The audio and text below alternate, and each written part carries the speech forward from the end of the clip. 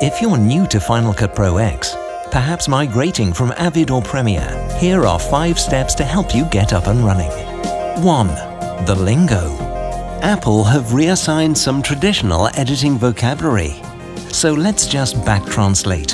When you see library, think project. When you see event, think bin.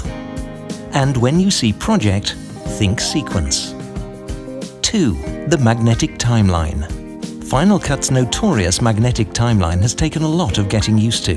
The basic principle is that all elements placed on the timeline become one joined-up framework, with one thing attached and therefore in sync with another. No more locking tracks to keep things in sync. Your cursor and project will adopt full magnetic functionality once having tapped A, but will give you more freedom and less magnetism after tapping P. 3. Audio lanes. Final Cut doesn't have audio tracks, it has lanes. But go with this, you'll like it. When you import a media file, right-click on it and assign it an audio role. The default is dialogue, assuming that most rushes comprise of such.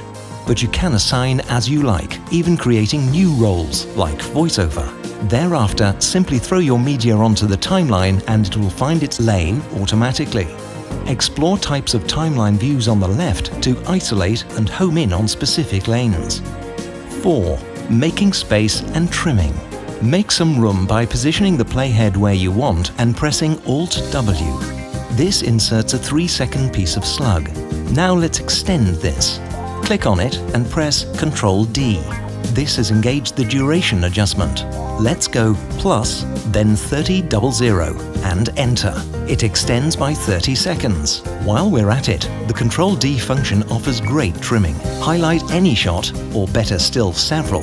Then use Ctrl-D to trim each shot at its end by, say, 6 frames. In P cursor mode, it will leave gaps, but in A cursor mode, it pulls up. Brilliant for cutting down the whole piece to an exact duration by trimming a little off each shot in a montage. 5. Adjusting clips. When making general changes to clips of audio or video, it's not how to do it, but where to find it. Click on a piece of media in the timeline and look on the right. Use the top icon tabs to switch between the video and audio parameters. This is also where to edit effects you've thrown onto a clip, with effects like color for grading offering a further tab right to get to their specific edit panels. Tab left to get back again.